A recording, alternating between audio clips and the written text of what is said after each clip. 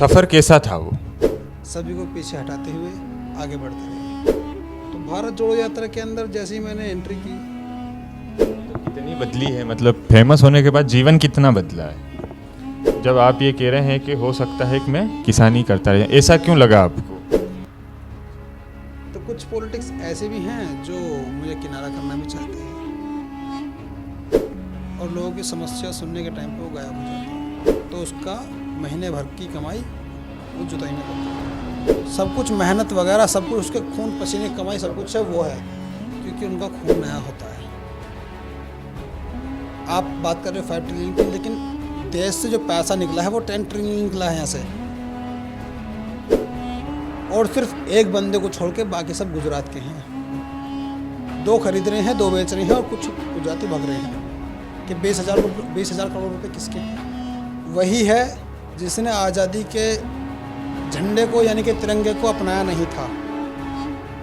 विगत 2022 का जो विधानसभा चुनाव था, क्या उसमें इस बात को ध्यान नहीं रखा गया? ध्यान रखा गया था, लेकिन वो सब फेल साबित हुआ। वास्तव में कार्यकर्ता का जो तेवर रहता है और एक नेता का जो तेवर रहता है, हल्का सा उसमें फ़र्क रहता है। देखिए, सोनिया गांधी जी से तो मैं आज तक मिला ही नहीं हूँ।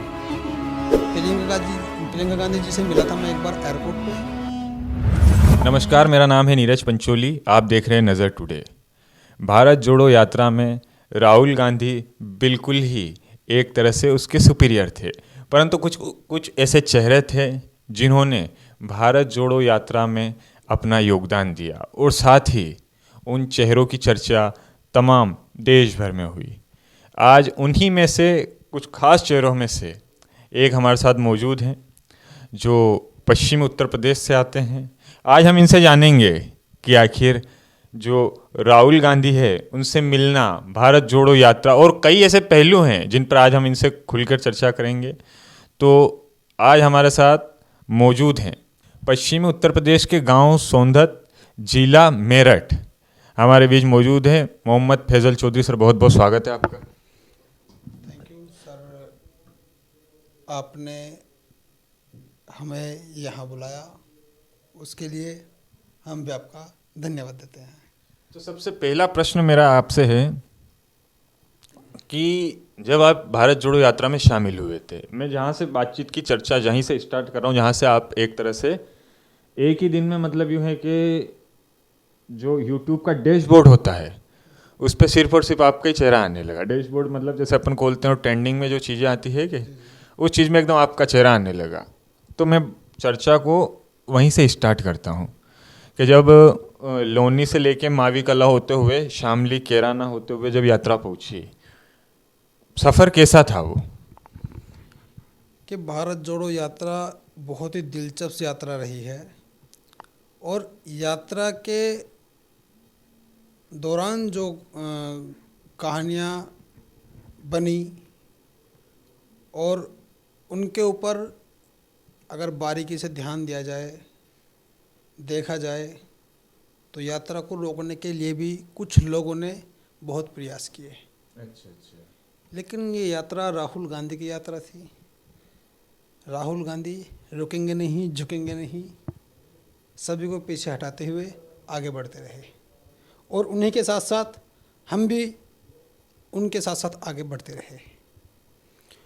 और बात की जाए अगर मेरी, तो मैं लोनी बॉर्डर से यात्रा में जुड़ा हुआ और फेम इसलिए मिला क्योंकि मेरा चेहरा राहुल गांधी जैसा है। और राहुल गांधी जी भारत जोड़ो यात्रा से लेके और उससे पहले भी कांग्रेस के हीरो बने हैं और हीरो ही रहेंगे। तो भारत जोड़ो यात्रा के अंदर जैसे ही मैंने एंट्री की और लोगों ने मेरा चेहरा देखा, हालांकि मेरे ज़िले में, मेरे क्षेत्र में मुझे लोग पहले से ही छोटा राहुल गांधी बुलाते थे, लेकिन जैसे ही मैं यात्रा के अंदर एंट्री की मैंने और न्यूज़ चैनल वालों को पता लगा कि यहाँ पे कोई राहुल गांधी जी जैसा दिखने वाला शख्स भी है, उनका हमशक्ल भी है, तो वो मेरे पास आने लगे और देखते ही देखते वो इतनी तादाद बढ़ गई, बहुत ज़्यादा। और इसीलिए यूट्यूब पर क्या, गूगल पर क्या, इंस्टाग्राम पर क्या, फेसबुक पर क्या, हर जगह फिर हमारा फिल्म चलने लगा। नहीं तो कितनी बदली है, मतलब फेमस होने के बाद जीवन कितना बदला है? देखिए, फेमस होने के बाद जीवन इतना बदला है कि आप माइक लेके मेरे सामने बैठे हो। चलिए, बहुत शानदार जैसा आपने कहा। फिर भी जीवन बदलने का तात्पर्य ये है कि जो निज आप समस्याएं दैनिक जीवन में देखते होंगे, उनके साथ साथ जब एक व्यक्ति को फेम मिलती है या बहुत सी चीज़ें जब ऐसी मिलती है, तो उसमें कई बुनियादी प्रश्न अपने ख़त्म हो जाते हैं। बुनियादी प्रश्न मतलब आप समझ सकते हैं। तो वही चीज़ें उसके बाद मैं यही पूछना चाहता हूँ, फेम मिलने के बाद अपना जीवन कितना आसान हुआ है और कितना बदला है? देखिए, अगर मेरे निजी जीवन की बात की जाए तो मेरे जीवन में कुछ नहीं बदला। पेशे से किसान हैं आप? जी, मैं एक किसान हूँ और अभी भी किसानी खेती करता हूँ मैं। और शायद लग रहा है मुझे, जिस तरीके से चल रहा है, शायद मैं आगे भी खेती ही करता रहूँगा। देखिए, जहाँ तक आप कह रहे हैं, किसान तो एक बहुत समृद्ध कौम कही जाती है भारत में। और निश्चित ही अगर किसान कौम का व्यक्ति, और सिर्फ ये नहीं, पश्चिमी उत्तर प्रदेश जहाँ से आप आते हैं, मेरठ मुजफ्फरनगर, यहाँ से पूर्व प्रधानमंत्री चौधरी चरण सिंह की जन्मस्थली, वो कर्मभूमि है। तो यही मैं आपसे पूछना चाहता हूँ कि जब आप ये कह रहे हैं कि हो सकता है कि मैं किसानी करता रहे, ऐसा क्यों लगा आपको? इसके पहलू बहुत हैं, इसके कारण बहुत हैं। फिर भी विस्तार से अगर एक दो आप बताना चाहें तो। कि सबसे बड़ी बात यह है, कांग्रेस पार्टी की विचारधारा जो है वो मेरे पिताजी की विचारधारा, मेरे दादाजी की विचारधारा बिल्कुल एक है। और उसी विचारधारा पर मैं चलने की कोशिश करता हूँ। जो मेरे पिताजी मुझे सिखा कर गए हैं, मेरे पिताजी मुझे एक काम को सौंप के गए हैं, किसानी, उसको करने में कोई दिक्कत नहीं है। लेकिन जैसे ही कांग्रेस के अंदर मेरा गिराव बढ़ा, तो जाहिर सी बात है, पॉलिटिक्स है, अच्छे भी होते हैं कुछ पॉलिटिक्स, कुछ बुरे भी होते हैं। तो कुछ पॉलिटिक्स ऐसे भी हैं जो मुझे किनारा करना भी चाहते हैं। लेकिन बात कीजिए अगर हिम्मत की, तो राहुल गांधी का जब हम चेहरा लेके आए हैं, तो शायद थोड़ी बहुत राहुल, ज़्यादा नहीं, थोड़ी बहुत राहुल गांधी जैसी हिम्मत हमारे अंदर भी होगी। हम पीछे नहीं हटेंगे, हम चलते रहेंगे। भविष्य की क्या संभावना देखते हैं फैजल साहब आप? भविष्य में कोई किसी को कुछ नहीं बता सकता कि किसकी क्या संभावना है। फिर भी कहा जाता है, मतलब ऐसे जो राजनीतिक पंडित हैं उनके द्वारा कहा जाता है कि राजनीति संभावना का ही खेल है। तो इसमें आपको लगता है कहीं हो सकता है कि ऊँट आपकी करवट बैठ जाए? हो सकता है और नहीं भी हो सकता। लोकसभा क्षेत्र कौन सा लगता है आपका? मेरा लोकसभा क्षेत्र बिजनौर है। अच्छा, और फिलहाल सांसद कौन है वहाँ से? वहाँ से सांसद इस टाइम मलूक नागर जी हैं, जो बीएसपी से हैं। लेकिन वो सांसद कम, आराम वाले नेता ज़्यादा हैं। अच्छा अच्छा। क्योंकि जिस टाइम चुनाव होते हैं वो हमें उस टाइम दिखाई देते हैं, उसके बाद वो कभी दिखाई नहीं देते। तो ये तो नेताओं का, ज़्यादातर नेताओं का 90% नेता ऐसे हैं जो सिर्फ चुनाव के टाइम पे दिखते हैं और लोगों की समस्या सुनने के टाइम पे वो गायब हो जाते हैं। ये नहीं होना चाहिए। मैं खुद एक किसान हूँ, किसान परिवार से मैं आता हूँ। मेरी खुद की इतनी समस्या है, मेरे परिवार वालों की समस्या है, मेरे गांव वालों की समस्या है, मेरे ज़िले वालों की समस्या है। हर एक किसान की समस्या है। अगर समस्या गिनानी शुरू कर दी जाए तो शाम हो जाएगी, लेकिन समस्या ख़त्म नहीं होंगी। समस्या इतनी होती हैं किसानों के सामने, लेकिन इसका सॉल्यूशन कोई नहीं ढूंढता। किसान, आपने भी बोला, एक अपने आप में समृद्ध कौम है, लेकिन किसान की जो बात की जाए उसके इनकम की, तो किसान इनकम में सबसे पीछे है। ऐसा क्यों? क्योंकि आप खुद एक किसान हैं, तो मुझे लगता है आप थोड़ा इसको बेहतर तरीके से समझा पाएंगे। ऐसा क्यों? ऐसा इसलिए, किसान जब अपना खेत जोतता है तो उसे ट्रैक्टर की ज़रूरत पड़ती है, और ट्रैक्टर आज के टाइम में लाखों की कीमत में है। ट्रैक्टर चलाने के लिए डीजल की ज़रूरत पड़ती है। डीजल आज के टाइम में 100 के आसपास है। अगर किसान ने 4 बार अपना खेत जोत दिया तो उसका महीने भर की कमाई उस जुताई में लग गई। अब आती है किसान के खेत में बीज डालने की बारी। जब वो अपने खेत में बीज डालने जाता है, खरीदने जाता है उस बीज को, तो वो इस कदर महंगा मिलता है, इस कदर महंगा मिलता है कि किसान सोचता है खरीदने से पहले कि क्या बीज बोऊं, यही बोऊं क्या कुछ और बोलूं। तो बीज सबसे दूसरी पीढ़ी हो गई, सीढ़ी हो गई है। तीसरी सीढ़ी आती है, किसान खेत में दवाई लगाता है, फर्टिलाइज़र वगैरह हैं और बहुत कुछ चीज़ हैं। किसान की अपनी सोच भी बहुत होती हैं, उन्हें खरीदने में बहुत पैसा खर्च होता है। दवाई पे जो जीएसटी लगी हुई है, मोदी जी ने वो जीएसटी लगाई है, 18% जीएसटी है दवाई पे खरीदने पे। जो कीटनाशक जो कृषि में यूज़ होते हैं उनकी कह रहे हैं आप? जी जी, 18% जीएसटी है उस पर। आप ये बताइए मुझे, क्या 100 रुपये पर 18 रुपये सरकार ले रही है? कम से कम किसानों को तो बख्श दीजिए आप ये भी जानते हैं कि किसानों को अन्नदाता बोला जाता है, लेकिन उस अन्नदाता के ऊपर ही एक गब्बर सिंह टैक्स जो लगाया हुआ है मोदी जी ने, तो ये मोदी जी को टैक्स कम करना चाहिए। मेरा कहना तो ये कि हटा ही देना चाहिए, और हटे भी ना तो कम से कम करना चाहिए इसे। किसानों की कुछ आमदनी में इजाफा हो जाए। चौथी बात, किसान जब अपनी फसल को काटता है और उसे लेकर मंडी पहुंचता है, उसमें किसान बिल्कुल ही सत्यानाश की तरफ चला जाता है, क्योंकि किसान का मूल्य इतना कम हो गया है। किसान कह दो या किसान की फसल का कह दो, बात एक ही है, क्योंकि किसान जब फसल लेके जाता है तो किसान ही बिक रहा है, ये समझ लीजिए आप। उस मेहनत है, जी जी, सब कुछ मेहनत वगैरह सब कुछ, उसके खून पसीने कमाई सब कुछ है वो है। और वो पहुंचता है मंडी, उसे लेके मंडी में उसके दाम इस तरीके से मिलते कि किसान को कुछ नहीं बचता।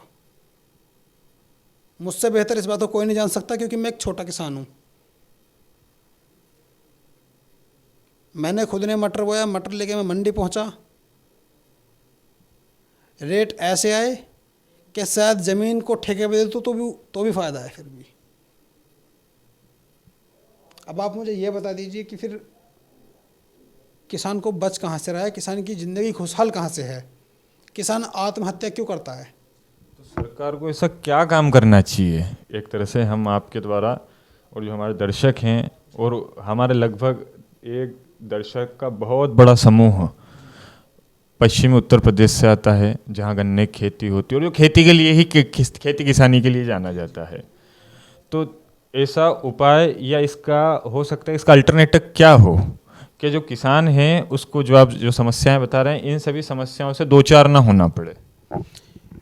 अभी कुछ साल पहले हमारे मुख्यमंत्री योगी आदित्यनाथ जी ने कहा था कि किसानों को गन्ने का पेमेंट 14 दिन के अंदर किया जाएगा। क्या वो 14 दिन के अंदर पेमेंट हुआ? और बोला था साथ साथ कि अगर 14 दिन के अंदर पेमेंट नहीं हुआ तो उस पेमेंट का भुगतान बढ़ा करके 400 रुपये कुंटल किया जाएगा और उसके ऊपर ब्याज भी मिलेगा। लेकिन ऐसा नहीं हुआ।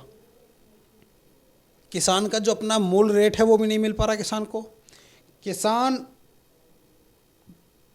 आत्महत्या इसीलिए करता है क्योंकि उसका पेमेंट उसे टाइम से नहीं मिल पाता है, कर्ज में डूबता चला जाता है वो। और किसान की आखिर स्थिति क्या होती है कि वो आत्महत्या करता है। बड़े बूढ़े आत्महत्या क्यों करते हैं किसान? जवान क्यों नहीं करते? जवान इसलिए नहीं करते क्योंकि उनका खून नया होता है। वो सोचते कि भाई इस फसल में नहीं, अगली फसल में, इस फसल में नहीं अगली फसल में कुछ हमें मुनाफा हो सकता है। लेकिन वो बड़े बूढ़े जो होते हैं वो देखते कि पूरी ज़िंदगी होगी कमाते कमाते, पेट ही नहीं भरता हमारा। बच्चों की शादी नहीं कर पाते, बच्चों का खाना पहनना पूरा नहीं कर पाते, आखिरकार उनका रास्ता होता है आत्महत्या करना। किसान कर्जे में डूब जाता है, कर्जे में डूबने के बाद किसान को कोई रास्ता दिखाई नहीं देता, इसलिए वो आत्महत्या करता है।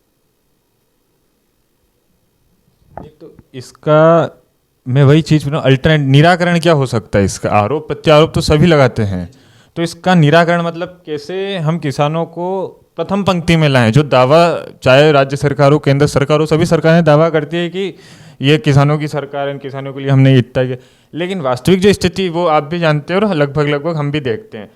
तो ऐसा क्या हो, ये सब चीज़ हैं, तो इनसे मतलब एक ऐसा रास्ता निकले जिससे आत्महत्या का किसान को हम और अच्छी तरीके से सशक्त बना सके। और मेरा प्रश्न आपसे इसलिए क्योंकि आप खेती किसानी से जुड़े हुए हैं, जैसा अभी आपने उदाहरण दिया कि मैंने मटर लगाए थे, तो यही कि ऐसा क्या कारण है कि वो उसको ठेठ आत्महत्या तक की सोचना पड़ता है।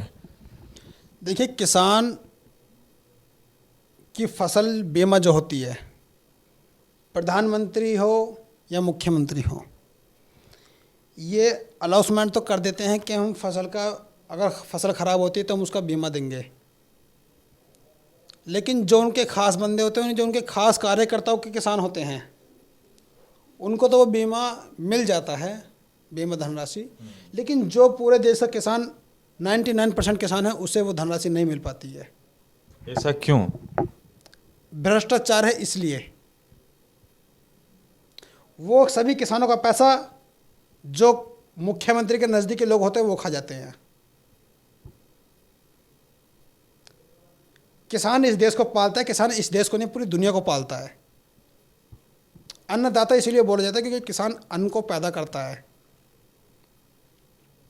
और किसान की समस्या सुनने वाला कोई नहीं है। कहते हैं कि हम धनराशि देंगे, लेकिन वो गबन हो जाती है। किसान के ऊपर टैक्स है, ये हटना चाहिए। जो भ्रष्टाचार है, ये ख़त्म होना चाहिए।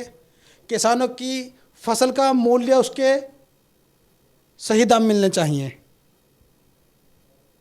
तभी किसान खुशहाल होगा, तभी किसान आगे बढ़ेगा। और ये आपको मैं एक बात बता रहा हूँ, जिस देश का किसान खुश है, पूरा देश खुश रहेगा। जिस देश का किसान दुखी है, उसका पूरा देश जो है दुखी रहेगा। हमारा देश कृषि प्रधान देश है, अर्थव्यवस्था इसीलिए उसे मिली हुई है, वरना जैसे जैसे मोदी जी ने काम किए हैं, अर्थव्यवस्था माइनस में जा रही है। फिर भी दावे केंद्र सरकार की तरफ से ऐसे किए जाते हैं, और हम वित्त मंत्री द्वारा कई आंकड़े ऐसे पेश किए जाते हैं जिससे कि बताया जाता है एक देश, मतलब जो एक शब्द है 5 ट्रिलियन इकोनॉमी जी, तो ये कहा जाता है हाँ उसकी ओर अग्रसर हैं अपन, और अभी रिसेंटली अपनी इकोनॉमी टॉप 3 में होगी। इस पे क्या कहना चाहेंगे आप? जैसा आप कह रहे हैं किसान जुड़े हुए, तो ये हमारे जो जी हमारे जो विदेश मंत्री हैं वो कहते हैं कि चाइना हमसे ऊंचा है, हमसे नहीं लड़ सकते। तो फिर आप उनके सामने गर्दन पेश कर दीजिए, अपनी गर्दन कटवा के आ जाइए। किसान रात दिन मेहनत करता है, कर्जे में डूबा हुआ होता है, फिर भी मेहनत करता है।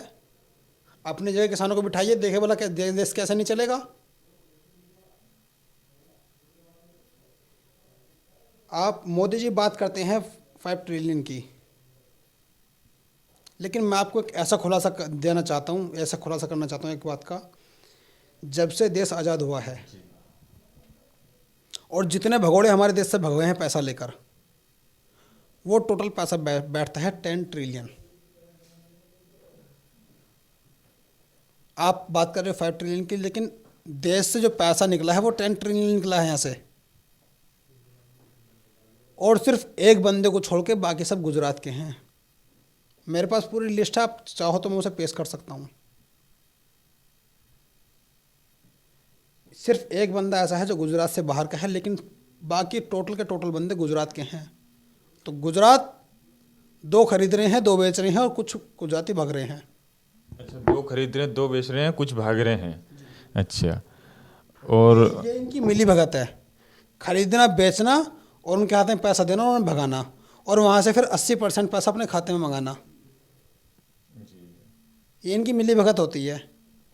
राहुल गांधी जी ने पीछे बोला था कि 20,000 करोड़ रुपए किसके हैं। क्या जवाब आया उसका आज तक? राहुल गांधी जी की सदस्यता को बर्खास्त कर दिया गया उस टाइम पे। वो तो सुप्रीम कोर्ट का हम फैसले का स्वागत कर रहे हैं। सुप्रीम कोर्ट ने बहुत अच्छा फैसला दिया है, जो संविधान को बचाया है। जो वहाँ की गुजरात की हाई कोर्ट थी, उसने राहुल गांधी जी को 2 साल की सज़ा दी, ना एक दिन ऊपर ना एक दिन नीचे, पूरे 2 साल की सज़ा दी। मकसद क्या था कि राहुल गांधी जी की सदस्यता को ख़त्म करना, उनका घर छीनना, क्योंकि मालूम है राहुल गांधी के पास अपना घर नहीं है, तो वो रहेंगे कहाँ, उनके पास समस्या खड़ी हो जाएंगी। लेकिन राहुल गांधी जी पीछे नहीं हटे,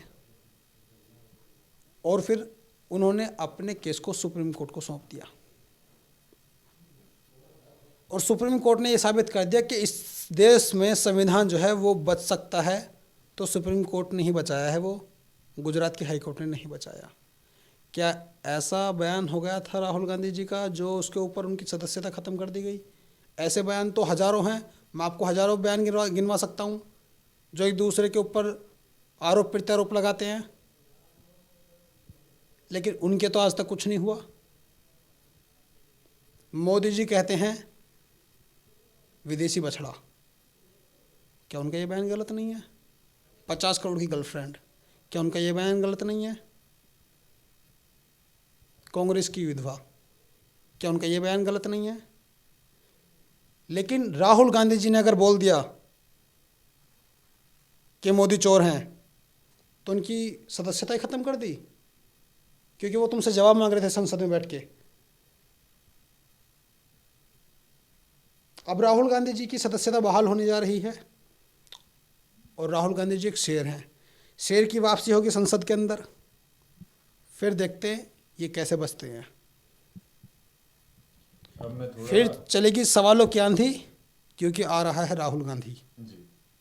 2-3 दिन से ये कीवर्ड्स काफ़ी ट्रेंड भी कर रहे हैं ट्विटर पे, खासकर कल और बहुत ज़्यादा किया पिछले 2 दिन से। अब हम आते हैं थोड़ा उत्तर प्रदेश में कांग्रेस की जो स्थिति है उसके ऊपर। विगत 2022 का जो विधानसभा चुनाव हुआ, एक मोटा मोटी अगर मैं आंकड़ा बताऊं तो 196 सीटें ऐसी है जहां कांग्रेस की जमानत नहीं बची 403 में से। आपको लगता है कि जिस तरीके की जो मजबूत आवाज़ राहुल गांधी बनने का प्रयास कर रहे हैं, और कहीं जैसे आपने कहा किसानों को ऐसी ऐसी समस्या हैं, तो अभी जो फिलहाल कांग्रेस की स्थिति उत्तर प्रदेश में, ठीक है, पहले तो मेरे से अधिक तो आप ही जानते होंगे, लेकिन फिर भी आपको क्या लगता है उसमें कैसे सुधार हो सकता है?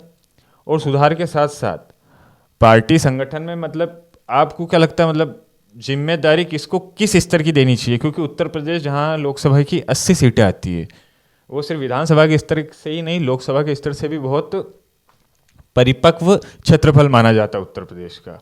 और ये कहावत तो प्रचलित ही है कि दिल्ली का रास्ता लखनऊ होके जाता है। तो सबसे पहले तो उत्तर प्रदेश में कांग्रेस की जो स्थिति है और उसको कैसे वापस रिकंस्ट्रक्ट किया जाए उत्तर प्रदेश में। देखिए, कांग्रेस में एक कमी चल रही है उत्तर प्रदेश के अंदर, और जिस कांग्रेसी को मेरी बात ये बुरी लग रही हो, मैं उससे माफ़ी मांगना चाहता हूँ, लेकिन बोलूँगा ज़रूर। कांग्रेस के अंदर यूपी में जो कांग्रेसियों को जिम्मेदारी दी जाती है, वो अपनी जिम्मेदारी पे पूरे नहीं उतर पाते। क्या कारण है इसका? कारण इसका यही है कि यूपी के अंदर जो भी कांग्रेसी नेता हैं, वो पार्टी से ज़्यादा अपने कारोबार पे ध्यान देते हैं। तो क्या मेरा ये एक इससे ही प्रश्न बनता है कि जब आप कह रहे हैं कि वो पार्टी से ज़्यादा कारोबार पे ध्यान देते हैं, तो क्यों जब पार्टियां नियुक्तियां करती हैं तो क्या एक तरह से उनका बायोडाटा नहीं देखा जाता, उनका बैकग्राउंड नहीं देखा जाता, उन्होंने क्या क्या कार्य किए हैं? एक तरह जो सीवी होता है, जिससे अगर सीवी कहें हम, तो क्या पार्टी एक वो नहीं देखती, या तत्काल सिर्फ एक नाम के आगे ही नियुक्ति कर देती है? देखिए, वो सब देखती है, पार्टी सब देखती है, लेकिन जो लोग दिखाना चाहते हैं वो देखती है। मैं किसी को दिखाना चाहूँ कि मैं बहुत बड़ा बिजनेसमैन हूँ, हालांकि मेरे बारे में तो सब जानते हैं, लेकिन अगर कोई इंसान दिखाना चाहे कि मैं बिजनेसमैन हूँ और वो कहीं पर जाके झूठ बोल दे और अपनी पर्सनैलिटी ठीक ठाक बना ले, तो लोग मान जाएंगे। लेकिन बात करते हैं उत्तर प्रदेश की राजनीति पे, ये तो होगी कांग्रेस की बात। उत्तर प्रदेश की राजनीति की अगर बात करें हम, तो उत्तर प्रदेश के अंदर विधानसभा की 402 सीटें के आसपास आती है, 403। लोकसभा की 80 सीटें। उत्तर प्रदेश के अंदर जो ये गेम चल रहा है 80-20 का, ये गेम अलग होता है। बीजेपी इस गेम को करती है और इसका फ़ायदा उठाती है। बीजेपी का मकसद ही होता है, आरएसएस का मकसद ही ये होता है कि 80-20 का नारा बुलंद हो और हमारी विजय हो। लेकिन ये कब तक चलेगा? आखिर कभी ना कभी तो बदला जाएगा, कभी तो लोगों को अकल आएगी। लोग कहते हैं ये 20 हम 80, यानी आरएसएस वाले कहते हैं। क्लियर करके बात करता हूँ मैं, घुमा फिरा के नहीं करता। लेकिन आरएसएस वही है जिसने आज़ादी के झंडे को यानी कि तिरंगे को अपनाया नहीं था। 14 अगस्त 1947 को आरएसएस ने बोला था कि तिरंगा हम स्वीकार नहीं करेंगे, इस झंडे में 3 रंग है, 3 रंग अच्छे नहीं होते। तो फिर ये देश क्यों चल रहा है अब तक? आरएसएस ने 52 साल बाद अपने मुख्यालय पर तिरंगा लहराया था 2002 में। क्यों लहराया था? क्योंकि इलेक्शन जीतना था, इसलिए तिरंगा लहराया था। सोचा कि हमारी झूठी और मक्कारी तो चल नहीं रही, थोड़ी सी देशभक्ति दिखा लें। देशभक्ति झूठी दिखाई, चलते रहे। लेकिन उसके बाद 2014 में भारतीय जनता पार्टी सत्ता में आई। सत्ता में आते ही आरएसएस के प्रमुख मोहन भागवत ने फिर तिरंगे के ऊपर टिप्पणी की। लॉजिक समझिए आप। 2002 में तिरंगा फहराया ताकि सत्ता में मिल जाए, और 2014 में सत्ता मिलने के 2 साल बाद मोहन भागवत जी ने फिर से तिरंगे के ऊपर टिप्पणी की और तिरंगे के ऊपर बुराई रखी। क्या ये बात गलत नहीं है? देश की शान में तुम गुस्ताखी कर रहे हो, तिरंगे की शान में तुम गुस्ताखी कर रहे हो, लोगों को धोखा दे रहे हो, लोगों को आपस में लड़ाते हो, जातिवाद कराते हो। तो ये बात तो बहुत गलत है। इंसानियत की बात नहीं है ये। इंसानियत की बात वो तो होती है कि जियो और जीने दो। तिरंगा हमारा प्यारा है, वतन हमारा हमारा है। अब मैं लौटूंगा वापस आपके ऊपर।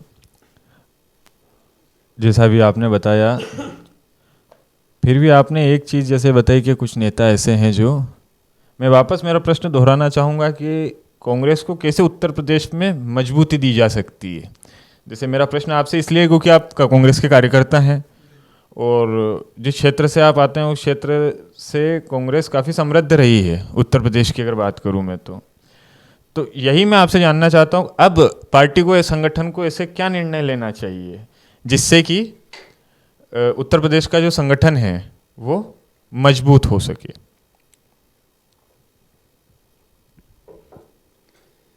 देखिए, उत्तर प्रदेश के अंदर कांग्रेस पार्टी को टिकट उन लोगों को देना चाहिए जो जीतने के काबिल हों, जो लोगों के बीच में रहते हों। और विगत 2022 का जो विधानसभा चुनाव था, क्या उसमें इस बात को ध्यान नहीं रखा गया? ध्यान रखा गया था, लेकिन वो सब फेल साबित हुए। लेकिन मैं चाहता हूं कि कांग्रेस पार्टी इस बात को जो आला कमान है पर्सनली हैंडल करे कि कौन बंदा लड़ने लायक है और कौन मेहनत कर सकता है, कौन कब से पार्टी में लग रहा है और कौन पार्टी के लिए क्या कर सकता है। इस बात पे ध्यान अगर कांग्रेस पार्टी देगी तो सत्ता में आने से कोई नहीं रोक सकता। मोहम्मद फैजल चौधरी भी लगे हुए हैं अगर मैं सही कहूँ तो। देखिए जी, हम तो लगे हुए हैं, हम तो पार्टी के लिए लगे हुए हैं, दिन रात एक करते हैं हम तो पार्टी के लिए। पार्टी अगर मौका देती है तो हम उस मौके को देखेंगे। नहीं तो मौका लोकसभा क्षेत्र में लेना चाहेंगे आपकी विधानसभा? वो पार्टी के ऊपर बात है, पार्टी हमें क्या और कब देना चाहती है। फिर भी एक अपनी महत्वाकांक्षा तो नहीं कहूँगा, लेकिन फिर भी राजनीति में अगर आप सक्रिय में हैं तो निश्चित ही ऐसा आपका मन, या जिन जिन राजनीतिक कार्यकर्ताओं नेताओं से हम मिलते हैं तो निश्चित ही वो लोग हो सकता है कैमरे के सामने बात ना कहें, लेकिन वो खुद कहते हैं अगर राजनीति में है तो महत्वाकांक्षा रहती है, तो मैं अभी आपको यूँ नहीं कह सकता कि महत्वाकांक्षा, लेकिन फिर भी एक जो इच्छा होती है, मतलब लोकसभा की इच्छा है या विधानसभा की इच्छा है?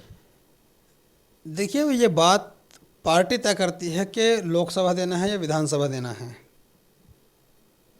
और पार्टी हमें लोकसभा दे या विधानसभा दे या ना दे, हम पार्टी के लिए काम करते रहेंगे और बराबर चलते रहेंगे। पार्टी के आला कमान को ये डिसाइड करना है कि टिकट किसका है, किसका नहीं है, किसको आगे आना चाहिए, किसको नहीं आना चाहिए, पार्टी का आला कमान तय करता है। और रही बात हमारी, हम तो मेहनत बरकरार कर रहे हैं। अगर पार्टी टिकट देना चाहती है,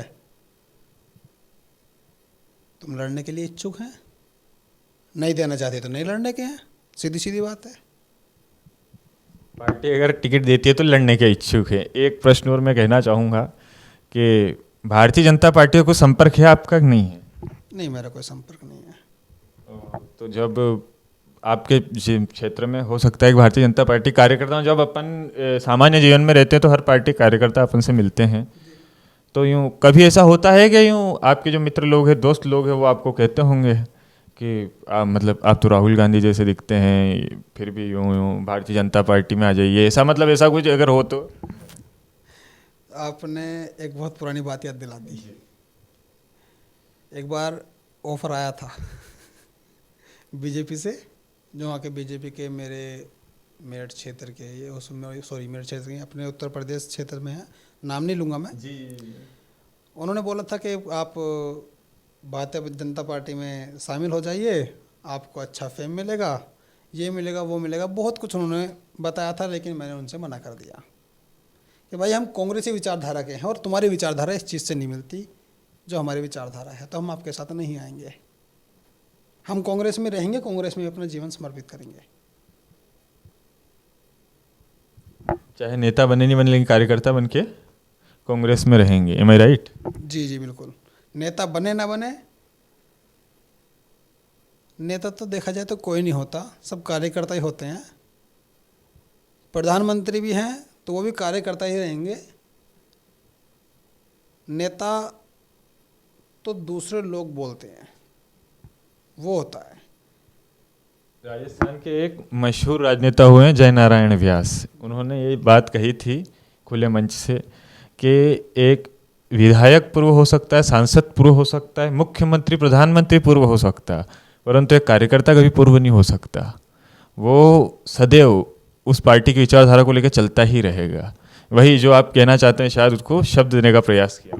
जी जी जी जी, वही प्रयास हमारा है कि हम सदैव कांग्रेस से कार्यकर्ता रहेंगे और मेहनत करते रहेंगे, कांग्रेस की विचारधारा को आगे बढ़ाते रहेंगे। क्योंकि कांग्रेस की विचारधारा एक मोहब्बत को बांटने वाली विचारधारा है, ना कि नफ़रत फैलाने वाली, ना कि बंटवारा करवाने वाली, ना कि भाई को भाई से लड़ने वाली। कांग्रेस विचारधारा आपस में जोड़ के चलती है, लोगों को मोहब्बत में रहना सिखाती है, लोगों को प्यार से चलना सिखाती है, लोगों को आगे बढ़ना सिखाती है। झूठे वादे नहीं करती है। अब मोदी जी ने झूठे वादे बहुत किए हैं, बहुत लंबे लंबे 2 करोड़ नौकरी हैं, हमारी अर्थव्यवस्था यहाँ से वहाँ पहुँच जाएगी। आज हमारे देश में रोज़गार की हालत यह है कि देश 45 साल पीछे पहुँच चुका है रोज़गार की हालत में, 45 साल पीछे। बेरोजगारी की जो स्थिति हो 45 साल में सबसे उच्च स्तर पे अभी उच्च स्तर पे है इस टाइम। कहने का मकसद ये है कि 45 साल पीछे पहुँच चुका है देश रोज़गार के मामले में। मतलब जो स्थिति 45 साल पहले थी या 50 साल पहले थी, वो स्थिति आज है। क्योंकि उस टाइम देश में आज़ाद हो के कुछ ही दिन हुए थे, देश में इतने रोज़गार नहीं थे, देश में इतने संसाधन नहीं थे, उसकी वजह से रोज़गार थे। लेकिन आज संसाधन होने के बावजूद भी, रोज़गार होने के बावजूद भी लोग बेरोज़गार हैं। ऐसे सरकारी पद, लाखों पद हैं जो खाली पड़े हैं, लेकिन उन्हें मोदी सरकार भरना नहीं चाहती। क्यों भरना नहीं चाहती? क्योंकि वहाँ पैसा देना पड़ेगा, सैलरी देनी पड़ेगी उन्हें, और सैलरी देंगे तो इनकी जो अपनी बजट है वो कम हो जाएगा। ये बजट अपना पेश करते हैं कहाँ पे? जहाँ इन्हें विधायक खरीदने होते हैं, जहाँ इन्हें सांसद खरीदने होते हैं, जहाँ इन्हें सरकार तोड़नी होती है, ये अपना बजट वहाँ पे दिखाते हैं। देश के युवाओं को रोजगार देने में इनका बजट खत्म हो जाता है, देश के किसानों को सुविधा देने में इनका बजट खत्म हो जाता है, देश के जो मजदूर लोग हैं उन्हें सुविधा देने में इनका बजट खत्म हो जाता है। लेकिन जहाँ की सरकार तोड़नी हो, विधायक खरीदने हो, इनका बजट तुरंत बन जाता है। उस टाइम बहुत खुशहाली आ जाती है देश में। लेकिन जब बात की जाती है अर्थव्यवस्था की, आर्मी की, देश की सुरक्षा की, तो इनका बजट कमज़ोर हो जाता है। आखिर क्या कारण है ये? मेरा कहने का मकसद यही है कि आज की जो सरकार चल रही है ये बीजेपी सरकार नहीं बल्कि आरएसएस की सरकार चल रही है। इस बात को मैं ही नहीं, देश का 90% जो पॉपुलेशन है वो सब जानते हैं। अंतिम प्रश्न की ओर बढ़ रहे हैं अपन। उससे पहले मैं एक बात कहना चाहूँगा। जो अभी हमारी बातचीत हुई और उससे पहले भी हमने एक दो बार मिलने का प्रयास किया आपसे, लेकिन आपके जो तेवर हैं वास्तव में कार्यकर्ता का जो तेवर रहता है और एक नेता का जो तेवर रहता है, हल्का सा उसमें फ़र्क रहता है। और आपका जो इस समय जो टोन है, जो तेवर है आपकी, जिस तरीके से आप चाहे उत्तर प्रदेश की सरकार हो, केंद्र सरकार हो, जो इनकी नीतियाँ हो, जैसा आप उन पे एक तरह से जो हमला करते हैं, निश्चित ही भविष्य की संभावना पर हल चर्चा की अपन ने, या हो सकता है, लेकिन फिर भी एक नेता की छवि जो है वो अभी से एक तरह से मोहम्मद फैजल में उभर के आने लगी है। शुक्रिया आपका, बहुत बहुत शुक्रिया। लेकिन मेरा फिर से यही कहना है कि हम सदा कार्यकर्ता रहेंगे, हम नेता। तो बिल्कुल एकदम पार्टी का जो बिल्कुल एकदम अनुशासित कार्यकर्ता होता ना, वो जवाब हो गया है। तो बिल्कुल एकदम अनुशासित कार्यकर्ता, जो पार्टी डिसाइड करेगी, ये जो एकदम बिल्कुल व्यवस्थित। अब अंतिम प्रश्न है मेरा आपसे कि भारत जोड़ो यात्रा, ठीक है, जिसने भारत में एक तरह से कहा जाए तो अलग माहौल बनाया है, और अभी एक चर्चा और सुनने में आ रही है कि भारत जोड़ो यात्रा पार्ट 2। तो अगर थोड़ी कुछ जानकारी अगर हम हमसे साझा करना चाहें। जी बिल्कुल। देखिए, पहली भारत जोड़ो यात्रा जो निकली थी उसने देश का माहौल ऐसा बदल दिया है कि लोगों को प्यार मोहब्बत में रहना सिखा दिया है। राहुल गांधी जी ने एक नारा दिया था कि नफ़रत के बाजार में मोहब्बत की दुकान खोल रहा हूँ, और वो नारा बिल्कुल सच साबित हुआ। मोहब्बत की 2 दुकान खुल चुकी हैं, 4-5 और खुलने वाली हैं, और 24 में पूरा मोहब्बत का शोरूम खुल जाएगा। और भारत जोड़ो यात्रा पार्ट 2 की अगर बात की जाए तो वो गुजरात के पोरबंदर से शुरू होगी और इधर त्रिपुरा, मिजोरम, इसमें जाके उसका आखिर होगा। त्रिपुरा के अगरतला जाके, हाँ जी, मिजोरम, सॉरी, अगरतला में उसका आखिर होगा। तो कब है, मतलब टाइमिंग क्या है, कैसे क्या है? ठीक है, टाइमिंग उसकी अभी डिसाइड चल रहा है। अभी टाइमिंग फुल डिसाइड नहीं हुआ है कि कौन सी डेट फिक्स की जाए, लेकिन इसके ऊपर चर्चा चल रही है, और चर्चा जैसे ही अपनी पूरी होती है तो टाइम आपको बता दिया जाएगा। एक चीज़ और मैं पूछना चाहूँगा कि जो जैसे राहुल गांधी हैं, प्रियंका गांधी हैं, सोनिया गांधी जी हैं, तो इनमें से मुलाकात जैसे राहुल गांधी से हुई आपकी, तो प्रियंका गांधी से और सोनिया गांधी से कभी मुलाकात हुई कि नहीं हुई आपकी? देखिए, सोनिया गांधी जी से तो मैं आज तक मिला ही नहीं हूँ। प्रियंका गांधी जी से मिला था मैं एक बार एयरपोर्ट पे, और कुछ क्षण ही मुलाकात हुई थी। उसके बाद प्रियंका जी चली गई थी, तो एक तरह से ना होने के बराबर समझ लीजिए। प्रियंका जी से मुलाकात नहीं हुई मेरी, सिर्फ राहुल जी से ही मेरी मुलाकात होती है। उनसे बहुत बार मिल चुका हूँ मैं, और उम्मीद है कि जल्द ही प्रियंका गांधी जी से और सोनिया गांधी जी से मेरी मुलाकात हो जाएगी। क्योंकि फ़ोन नंबर तो हम यहाँ पे दे नहीं सकते, इसलिए ये मैंने ऑप्शन रखा है, क्योंकि फ़ोन नंबर में बहुत ज़्यादा परेशानी हो जाती है। तो मैंने यहाँ देखा है कि कुछ लोग मुझसे संपर्क करते हैं सोशल मीडिया के ज़रिए से, इंस्टाग्राम पे, यूट्यूब पे। बहुत से लोग यूट्यूब पे आके कमेंट में अपनी बात लिख देते हैं। जी, देखते हैं हम ट्विटर, यूट्यूब, जी। और फिर मैं उनका रिप्लाई करता हूँ, और उनसे उन्हीं के हिसाब से फिर मैं बात करता हूँ। अगर मुझे ठीक लगता है तो फिर मैं उन्हें अपना फ़ोन नंबर देता हूँ कि भाई आप बात कर लेना। और अगर सिर्फ बात ही करनी हो तो आप इंस्टाग्राम पे, फेसबुक पे आकर मुझसे बात कर सकते हैं और आप सभी की बातों का मैं तसल्लीपूर्वक जवाब दूंगा, अच्छे से जवाब दूंगा। कोई भी आप संपर्क कर सकते हो मुझसे। Thank you. तो ये थे हमारे साथ मोहम्मद फैज़ल चौधरी। इनसे बातचीत करने का मकसद सिर्फ ये नहीं कि ये एज ए राहुल गांधी की तरह दिखते हैं। इनसे बातचीत करने का मकसद ये था कि आखिर कांग्रेस का जो कार्यकर्ता है वो कांग्रेस की क्या संभावनाएं देखता है, और उसके साथ उत्तर प्रदेश के जो कांग्रेस के लोग हैं, कांग्रेस के कार्यकर्ता हैं, पार्टी पदाधिकारी हैं, वो उत्तर प्रदेश में किस तरह की संभावनाएं देखते हैं, और उसके साथ उत्तर प्रदेश में कैसे संगठन को रिस्ट्रक्चर किया जाए। ऐसे कई बिंदुओं पर हमने मोहम्मद फैज़ल चौधरी से चर्चा की, और निश्चित ही ऐसे ही सामाजिक, आर्थिक, राजनीतिक तमाम इन क्षेत्रों से जुड़े हुए लोगों का हम आपके बीच लेकर आते रहेंगे साक्षात्कार। इसी के साथ देखते रहिए नज़र टुडे। वीडियो अच्छा लगे तो लाइक करें, शेयर करें, सब्सक्राइब करें हमारे चैनल। शुक्रिया, देखते रहिए नज़र टुडे।